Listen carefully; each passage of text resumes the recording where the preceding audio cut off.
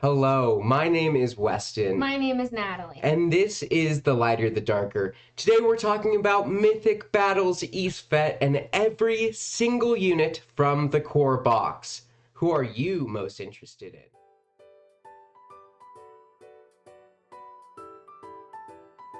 And if you are new here, I just want to say thank you so much for being here. But we especially want to thank the people who are coming back.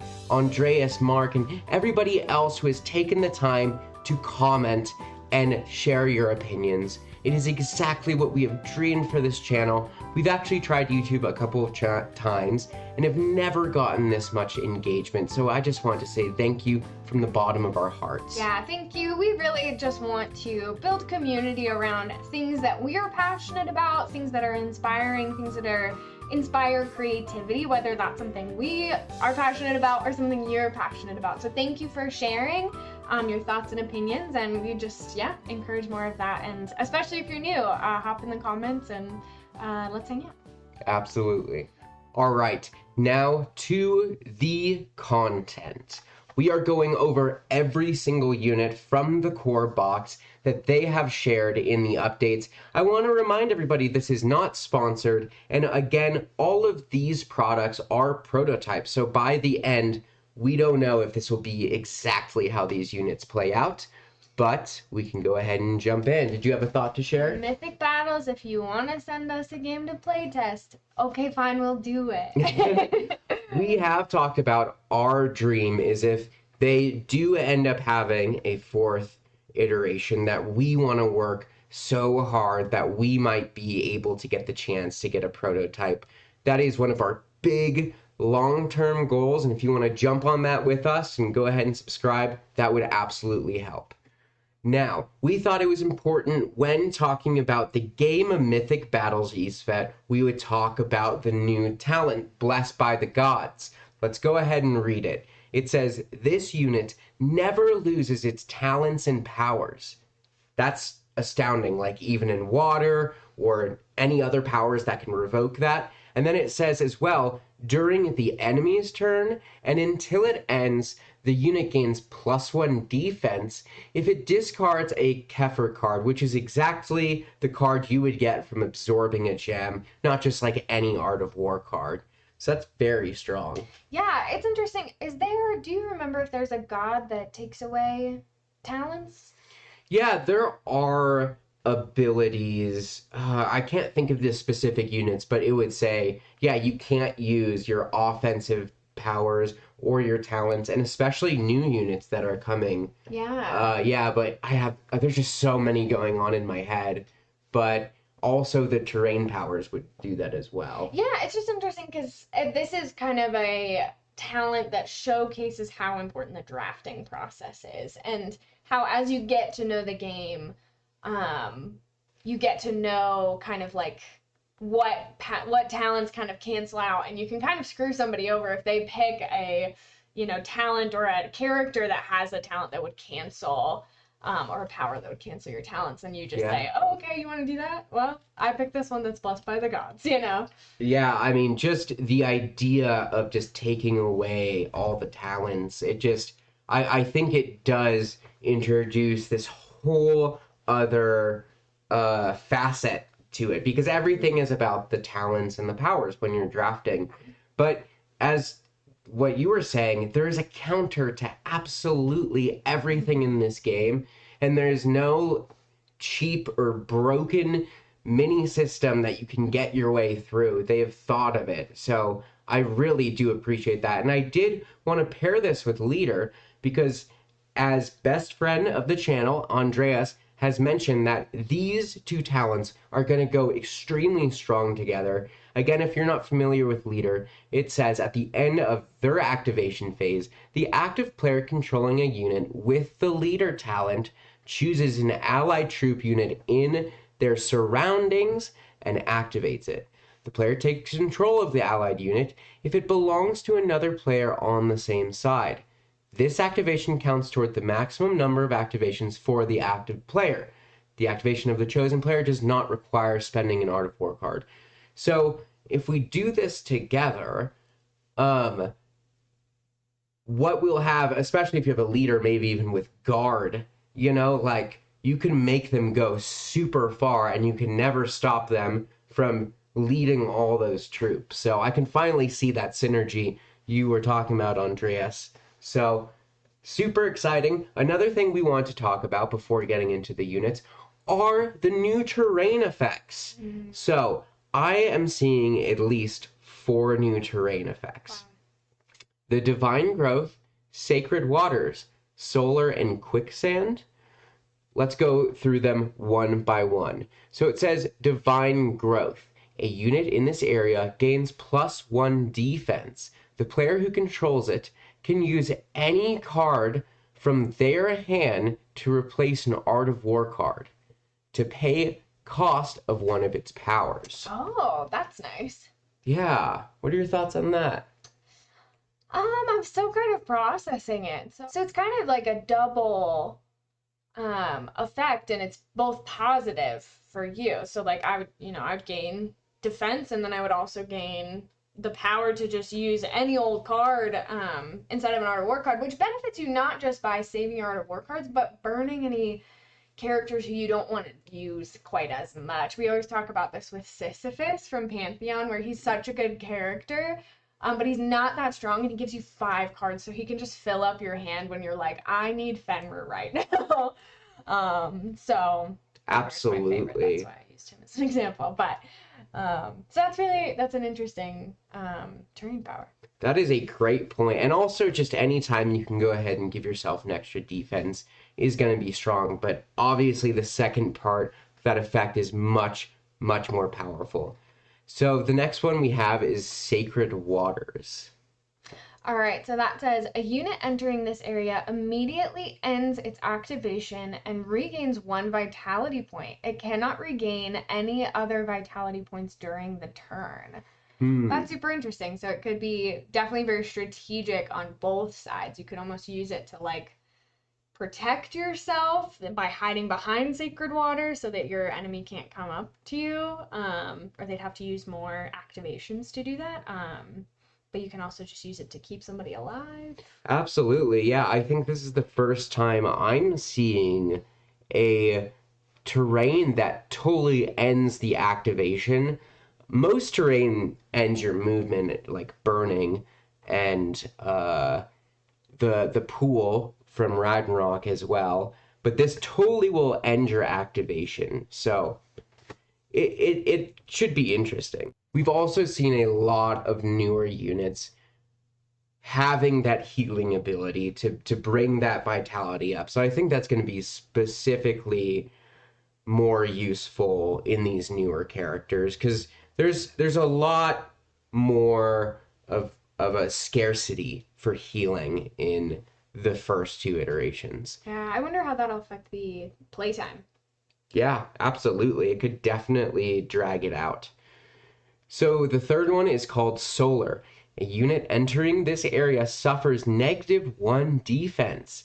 It can reroll 1 blank die during the first assault of an attack action. So it is just pretty much making you a glass cannon of risking that -1 defense, but it could be to kill the threat that's there. I don't know. I really do think that's a fun, powerful, and also straightforward terrain effect. Yeah, I totally agree. That'll be super interesting and fun to play with as you're playing more like strong characters that you're kind of wanting to build specifically their attack, and you're not as focused on defending them. So yeah, it would be interesting. Yeah, or even taking a weaker character and giving it that 1 extra reroll could, turn those 3 dice into that 1 hit. Yeah. And then the last one we have is called Quicksand. Do you want to read that one for us? Yes. Okay. So a unit entering into this area immediately ends its movement. The talents of the units in this area are ignored unless you are blessed by the gods. That's true. That's very true. And it's good we read that first. So that's very specific that it just strips away your talents, not end your powers like we've seen water do. And it doesn't technically hurt you like the polar terrain would. It's just kind of slowing you down. Yeah, yeah, it ends your movement, and then with polar terrain, you would only have one simpler complex action after that, and we also don't see that debuff there. So I'm pretty excited about these new terrain effects. I've always loved how much terrain in this game has totally changed the experience and has created so much more of those battles that just become so much more creative and imaginative as you're throwing somebody into a fire or as you're able to be totally resistant to what's going on. Mm-hmm. All right, so now let's look at the units as we've all been waiting for. This first one is He Who Worshipped Aten. Akhetatun Hakhen. He is a hero with 2 Art of War cards. He is blessed by the gods. He has leader, so he does have that synergy we've been talking about, as well as close protection, which can't be revoked. He has 8 attack, 7 defense, 1 range, and 2 movement, which is extremely high for a hero, and especially a 4-cost hero. Something that's interesting is he's got that 1 range, but only if he's at full vitality. So this is something where that Sacred Waters could come into play, where it's like you could continue to keep him strong by having him sit by the water and pray. But we don't see that very often. Typically, a character is either pretty well ranged or pretty kind of melee. And so he's got that range thing for just 1 second, Totally. which is super interesting. So let's look at his powers. So Scorched by Aten. Make a X dice area attack in one of the areas in his surroundings. After the attack, each player moves their own non-fireproof units in this area 1 area. Those units suffer 1 wound.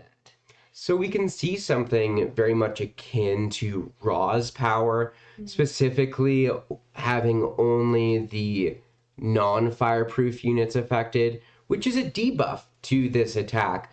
With it already costing an Art of War card, I think that, you might feel like this is kind of expensive, except when you look at the rest of his stats. It makes sense that they kind of had to make a little bit of a debuff in this ability, or else I think he'd be way too strong for just a 4-cost hero. Yeah, and that is one of those things where moving people, forcing people to move out of their area, that can get, that can leave your god in a tough place. It can kind of move people with guard. So that can be super, super powerful. So I almost appreciate the debuffs and the fact that you have to spend an Art of War card just to keep it pretty specialized. I feel like that's the kind of power I would only use like when absolutely necessary, I feel like. Yeah, nonetheless, it's an extremely strong ability. But yeah, to your point of being able to move units, I was in a match a couple of days ago and I was playing Easton Belly, who's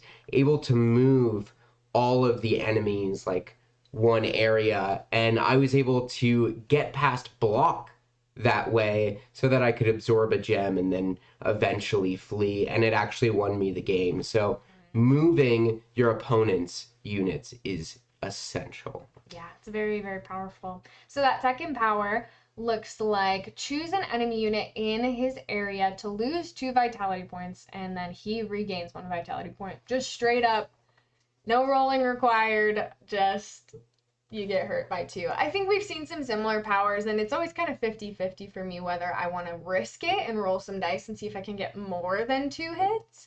But that is always powerful, especially if you're in a place where you just only need 1 or 2 hits. Absolutely. One of my favorite units is Beowulf, and he has the ability to just cause 2 wounds instead of attacking. I honestly think that in the final form of this game, I would not be surprised at all to see this unit go up to 5 costs. I think looking at this unit and then looking at a unit like Thrude, I feel like they're pretty like equally balanced, especially because he comes with 1 more Art of War card than she does. So like having him 4 cost is too low in my opinion. Let's see who's next. Nefertiti, she whose beauty made Isis jealous. Okay, so she's got Blessed by the Gods and Bolster, and then Gem Collector. That's one of my favorite abilities. She comes with 2 Art of War cards. She is a hero. And then she's got 7 attack, 7 defense, no range whatsoever, and only 1 movement. So, yeah, interesting. Yeah, you know I do not like low movement characters. Yeah, totally. Eventually, we will come out with another video talking about the stretch goals, but as a lot of people know, a new god was released today, and he only has 1 movement. We'll eventually talk about how I feel about that. The first ability, this is an active ability that costs an Art of War card, and it's called Rain from the Shadows. Active abilities you can do on top of your activations, which are very strong. And I was reminded by Andreas in the last video. Look at an enemy player's hand and choose a non-divinity unit activation card. That unit cannot be activated during the opponent's next turn. That's always fun. Yeah. I like powers like that. They can be very annoying. I mean, yeah, we've seen, Norns have that ability. I'm trying to think of who else that you have to choose. Is it... Yeah, I was just thinking of Norn's ability and also Hrolf Kroki, just like people who make you absolutely waste your turn. Also like Maurice's from Pantheon. Just being focused on something else. You just have no choice but to do that. So the next ability, it is a permanent ability, and it says an enemy unit must discard 1 Art of War card before attacking Nefertiti. Immediately after the first assault and before any other effects, you can make the attack unit reroll 1 die of your choosing. We have seen so much of this in the new Kickstarter, forcing your opponent to reroll. But having an enemy unit requiring to discard an Art of War card, we've pretty much only seen restricted to gods. So having that on a hero is pretty interesting. That makes me feel like you're gonna want to keep her alive for that first ability. So it might be more powerful in the long run. Yeah. Let's see the next one. Cleopatra, the last great queen of Egypt. It's a beautiful render. It is. Her miniature is also very beautiful. So she has 2 Art of War cards coming with her. She costs 3 recruitment points. She's a hero that has bolster, close protection, and leader. She has 6 attack, 7 defense, 0 range, and she has 2 movement just for 1 health, and it drops down to the 1. And you want to go over her abilities? Yeah, so it looks like both of her abilities are permanent. So attacks against Cleopatra always suffer -1 offense, so that's pretty powerful, especially with that 7 defense. And then she's got, when Cleopatra is using the leader talent, you can choose a hero or monster instead of a troop unit. That's pretty powerful. I'm looking at just her talents. This is kind of where play style conversation comes in, because I tend to like some of those units with those more annoying powers that you were just talking about, where it gives you a lot of options and you waste people's time and foil their plans, where you're more thinking ahead 6 turns and kind of strategizing. So I like to kind of foil those plans. So looking at this, sometimes for me, troops definitely aren't my favorite type of unit because it requires a little bit more strategy to get them super strong. So looking at her talents initially, I'm like, well, that's not for me. But knowing now that her power allows that to be used for a hero or monster unit is actually pretty exciting. That is very exciting. Yeah, we have seen leader be allowed to use on heroes through one of the units in the Ragnar saga. But yeah, I could see this unit definitely being a little bit annoying. She is very good at what I call like the speed bump strategy. Like, I will have like 6 steps in my head, but then the speed bump just like makes everything spiral out. And I love her for it, really. All right, so Ramses II is the sovereign builder and strategist. Sounds like something you would like. So he's got bolster, close protection, and leader, 2 Art of War cards. We're seeing a lot of Art of War cards being thrown around here. 7 attack, 8 defense, 2 movement, but only if you're at full health. And then it looks like 2 permanent powers as well. So already pretty strong. Yeah, and he's fully a melee character with no range. His first ability is called Longevity. It's a permanent power, and it says he ignores the first wound caused by each attack. So strong. This is stupid strong. We've seen it on Achilles, we've seen it on other units.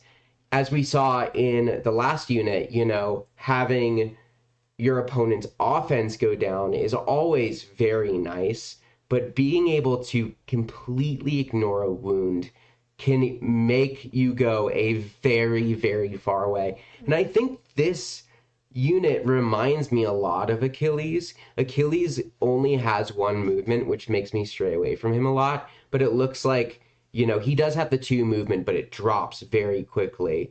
One thing we will see is most units will lose all movement by 2 health. He does keep at least he can move around at 2 health, because I've been finding it really difficult when I have units in this state where they're not defeated, where I can reactivate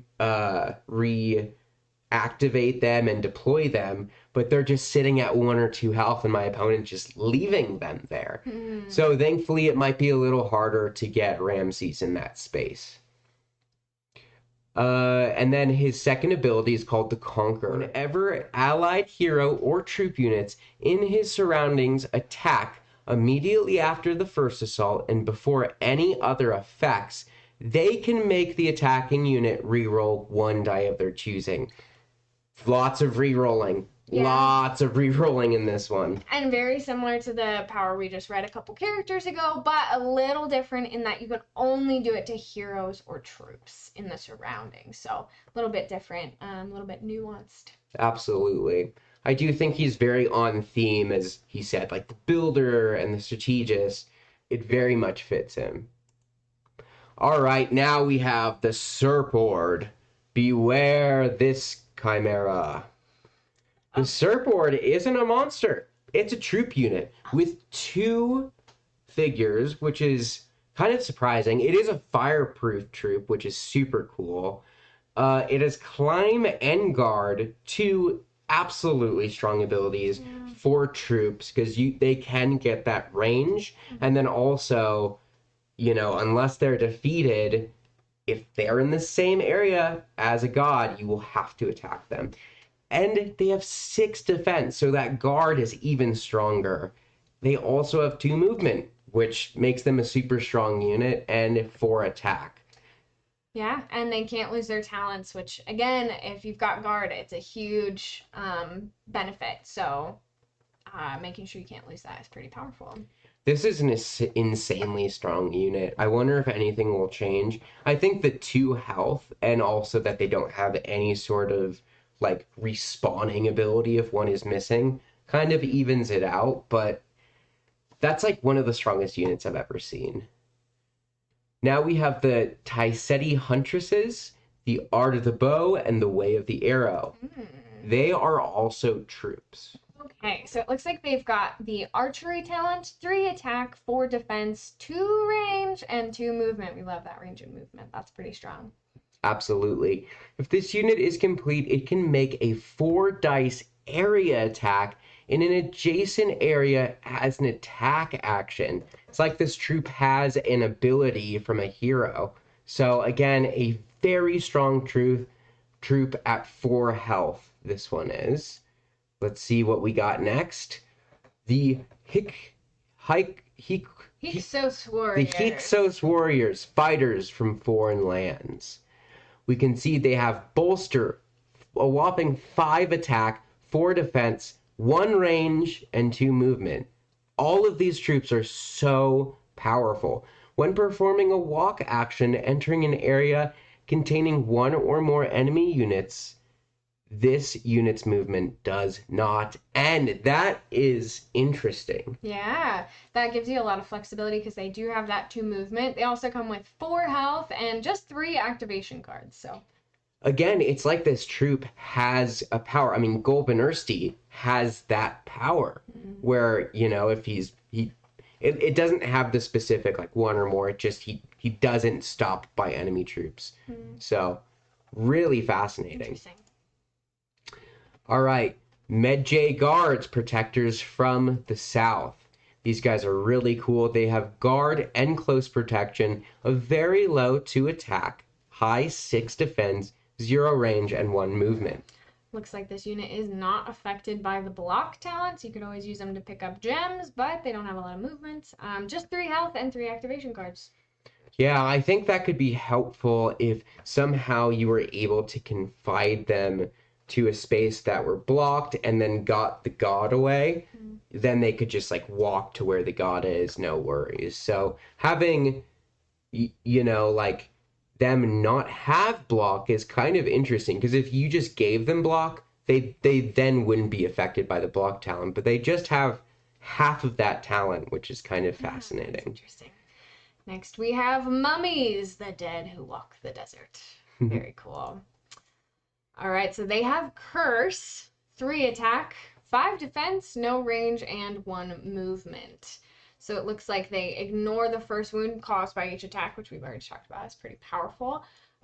They've got 5 health, which is quite a lot. I love the mental image of just like 5 mummies wandering the desert, and just 3 activation cards as well. So I think the folks who were making these characters kind of understood that they were maybe making some stronger troops this time around, so a fewer activation cards, it seems like. Yeah. I mean, a lot of people are surprised that actually most troops only have about 3 or 4 activation cards, but they feel so plentiful because they always come up when you don't want them.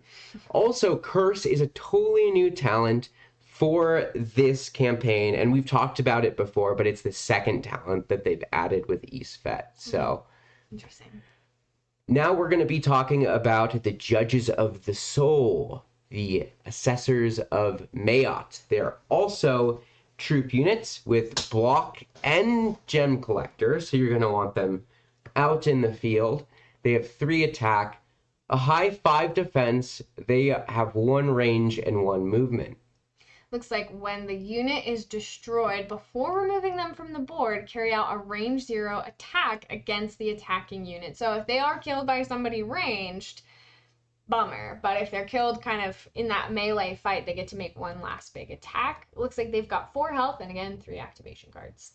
Again, a very strong, very cool unit, and with their power, that just solidifies the fact that you want them active and out and about in the field, and not being able to just be picked off without using that. Again, it's just a power. That's just a power that you'd see on a hero or a monster or a god. So, all right, now we have Pistachio. I'm just kidding. His name is Petsukos, the child of Sobek, who we will see later, is a god. We can see that Pistachio Boy is an aquatic monster. He has block, mobility, and terror. 6 attack, 5 defense, no range, and 2 movement. Yeah, I mean, I've been really excited about this monster in particular. The mini looks so cool. I love just big monsters are my jam. So seeing this, I feel like the stats are not what I expect them to be, but let's go ahead and look at the powers and see what we've got there. So we've got Cutthroat. Looks like you're going to get a token, and it costs an Art of War card. When recruited, take Pistachio's token. Place the token on an enemy unit in their area. When the enemy unit activates, it suffers -1 movement for the turn, then returns the token to its owner. Again, we have an active ability, so even though it feels a little bit expensive, you can do this on top of your activation. I will say that we should never undermine taking away movement. I honestly love drafting Persephone, and the last time we played, I drafted Persephone, and you had Nidhogg on your team, and I was able to take away a movement of Nidhogg, where he only had 1 movement, which totally changed the game for you. Yeah. So it could be a powerful ability. I wouldn't be too disappointed yet. And then we see the second ability we have seen handed out like crazy in this Kickstarter. There are 2 units from Ragnarok that already have this ability, called Horde. It says during your turn, you may discard 1 Art of War card to redeploy this unit if it was previously destroyed. This deployment does not count as an activation. The unit then returns with full vitality. Yeah, I mean, honestly, I was excited about this one. I do see that it's just a 3 cost, so that's, not too bad for what you're getting here, but I think I'm a little disappointed just seeing the powers, but with so many things in Mythic Battles, you kind of just have to play it and see. Sometimes there's these hidden synergies that you're not quite noticing that can be super powerful. So I guess we'll see. Absolutely. And there's plenty of big monsters to come. One of them, Bennu, the bird of fire. For me, this is one of the monsters I was very excited about. The miniature looks absolutely beautiful on the campaign. And we can see that this is also a low cost monster at 3 recruitment points. They come with an Art of War card and only have 2 talents, that being initiative and mobility. They are a fireproof flying unit, 6 attack, 6 defense, 0 range, and they do have 3 movement, which is extremely high. They only keep it for 1 health, but as the Sacred Pools and other vitality restoring abilities we've seen, that might not be as much of a problem.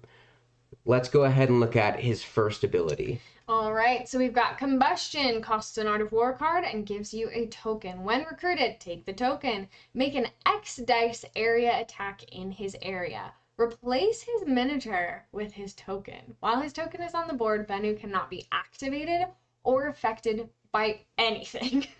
Anything at all. Any divine stone claimed by Bennu is dropped in his area.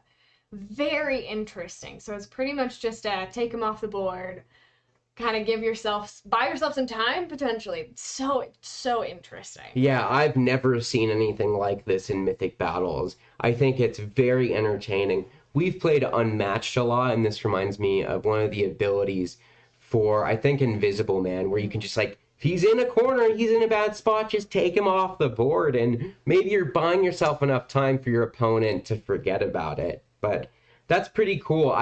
It's also uh, going along with this theme of like a phoenix, because the phoenix from Pantheon also can like resurrect itself through its token. But looks like the part B is rebirth. You do have to have an Art of War card, so again, there's going to be some strategy here. There's some extra cost.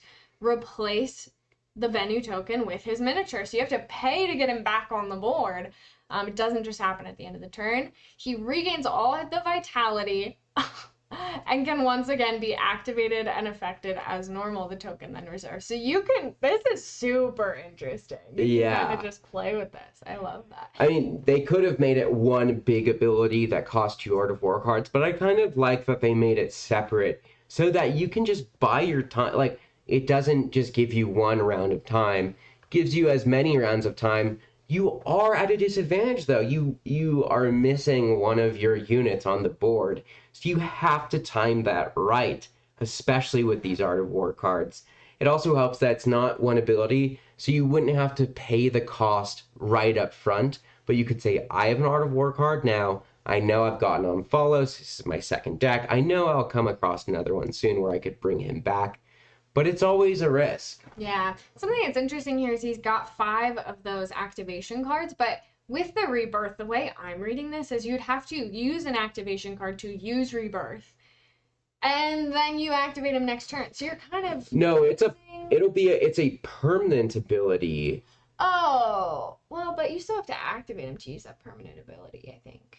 How would this work out? Yeah. So we'll have to kind of dig into the rules, honestly, like some questions here, but you may be losing out on a turn, essentially. Yeah, let us know what you guys think, but it says, like, if we're looking at the player aid, a permanent ability can be used each time its conditions are fulfilled, even if the unit carries out a complex action or they are not on the board. So, would the conditions be that he's off the board and you pay an Art of War card, or would you also pay an activation card? I feel like I should know this, but yeah, let us know what you think. Nonetheless, this is a very fascinating, very fun, and on-theme monster. I think we'll both be pretty excited to play that one. Absolutely. Going on to the monsters, we have Nevis, the Sacred Bull of Ra. The miniature, the design of this one is so cool and fascinating. Just this design of this mummified bull with its tongue sticking out. It's so creepy. We can see it only costs 3 recruitment points. So you could take this over the fiery bird if you want to, and it has block and mighty throw. We're looking at 7 attack, 8 defense, and 2 movement, and a full 8 health. So this is, I mean, for 3 costs, that is crazy. However, that defense and movement goes down once you knock him down by 1 vitality point. So again, we're seeing that kind of over and over, and that probably has something to do with those sacred pools. So super interesting. Looking at the abilities, we've got charge. We know charge. We love charge. So Ike was one of the first characters I ever played in Mythic Battles, and just love it. So looks like this is the kind of thing where you declare it at the beginning of your activation. It does cost an Art of War card. You can move up to 2 areas. You don't end your movement if you run through an area with enemies, and you do an X dice area attack. So everybody you run through gets attacked. And then your activation ends. So that's a cool one. Yeah, we absolutely love charge in this household because it could cut through guard. I think also the Minotaur from Pantheon has it, and then the like stone golem monster has a very similar ability as well called rock and roll. All right, so the next ability is called Era of Decay. At the end of its activation, you make a 3 dice area attack in its area. So that just happens every time at the end of its activation. We love to see that. And that time one, that is something you could play even if you've done a complex action, correct? That is correct. So that's pretty strong, I would say, especially again for a 3 cost. So yeah, I'm liking the look of this. Absolutely. Let's see who's next. Yeah. Amit, Devourer of Souls. Amit has a monster board and a titan board. Let's go ahead and look at the monster board first. It is a 5-cost monster, not coming with any Art of War cards, which is pretty traditional for monsters.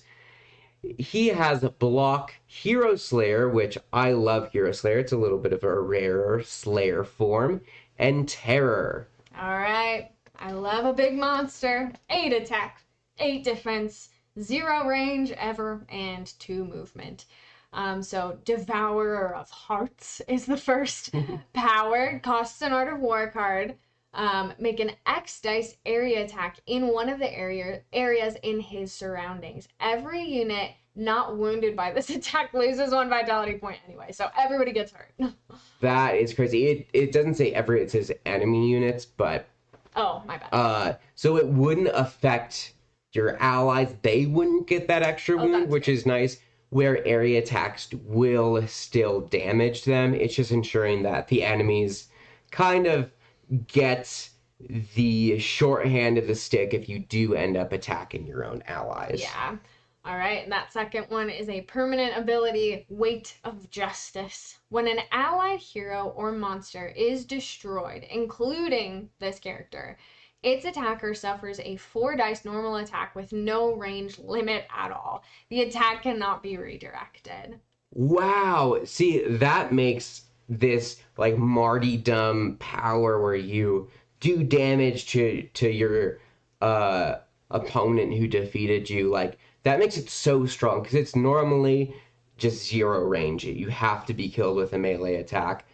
We have seen Angerboda have a very similar power, but it's not restricted to monsters with a mate. And I'm also trying to recall if Angerboda is restricted to 0 range as well, but not sure, but that's really strong. I mean, this would make me want to build an all hero and monster team so that anytime anybody dies, you get hurt. Yeah, absolutely. Let's see Titan Amit. He has block, Force of Nature, and Terror, and this time he does come with an Art of War card. He has 9 attack, 9 defense, still no range, and 2 movement with a whopping 11 health. All right, this first power is Paranoid. It costs 2 Art of War cards. So let's see. Make an X dice area attack in all areas adjacent to Titan. I mean, that is fun. I love that. That's similar to Fenrir, Titan Fenrir, who has, you can do area attacks in 2 adjacent areas, I believe. So that is pretty fun. And then that second ability is Fangs of 1,000 Souls. The Titan can reroll up to 2 blank results during his first assault and 1 blank result during the second. So again, lots of rerolls. This is interesting. Oh, I thought he had Mighty Throw. He's got Force of Nature, so that's a little different. But yeah, very cool. Yeah, I guess you were thinking of there is Orion has this ability where he has Mighty Throw and he can change his blank dice, which is a kind of double-sided sword. But yeah, overall, this Titan is very strong, really exciting. I was hoping maybe for a different ability because we've also seen another Titan be able to attack every area around them. It's the Lava Titan from Pantheon. But this is especially going to be strong on a lot of the newer maps where you can kind of center yourself. So very, very fascinating. On to the last 4 units, the gods, or maybe there's a couple more units. I'm just going by the updates. But this is Isis, the god of exquisite plans. We can see that this is a flying unit with 2 Art of War cards. She has Bolster, Initiative, and Leader. Got 8 attack and 8 defense, 1 range, and 2 movement with a total of 8 health. So pretty standard god stats there. And again, they do kind of go down as that health goes down pretty quickly. Looks like that first ability is permanent, the 7 Scorpions. At the start of Isis's activation, choose a unit in her area to regain or lose 1 vitality point. That's really nice because it doesn't cost anything and she can do it anytime she acts.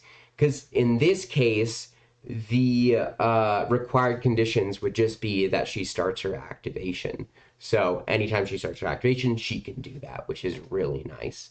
I also like the fact that she keeps 2 movement all the way down into 4 health, so you can keep her very fluid and active.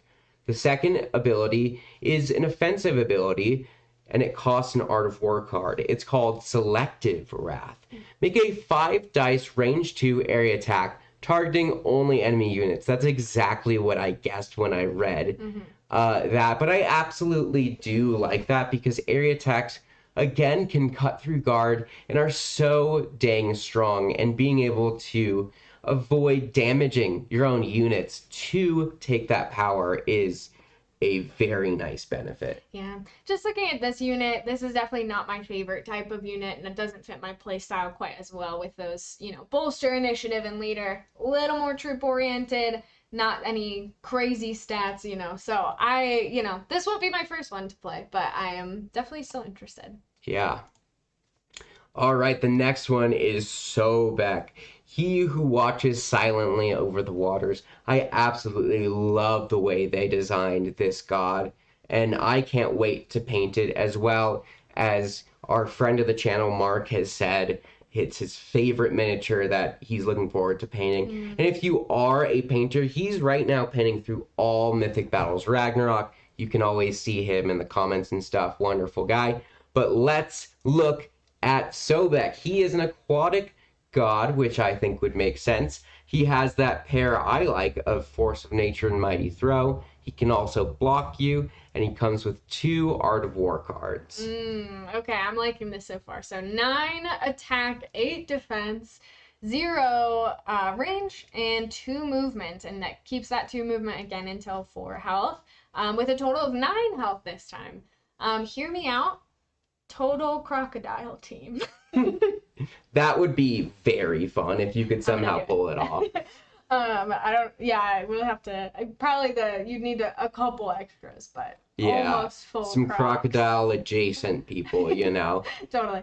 A couple of things that I like right off the bat is he does keep 2 movement all the way down to 4. And again, he can at least have 1 movement all the way down into 1 health.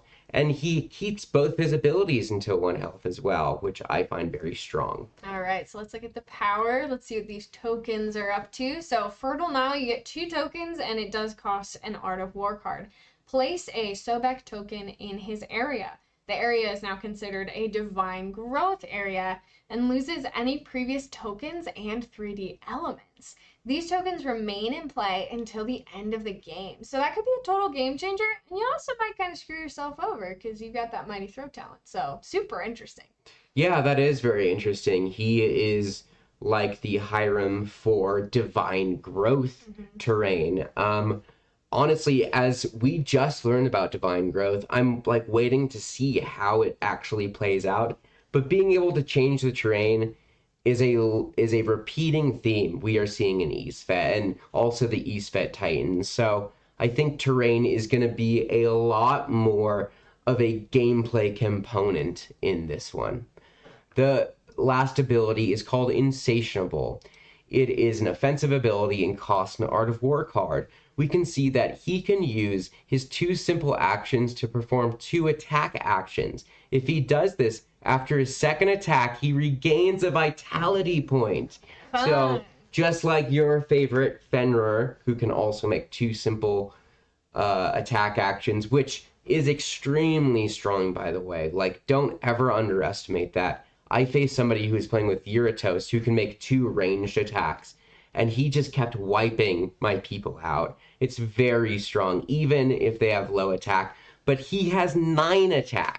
You get hit with him twice with 9, and then he heals. It's just absolutely insane. So Exciting. I think he's maybe I'm most excited for this unit out of anyone we've seen in the core box so far. Nice.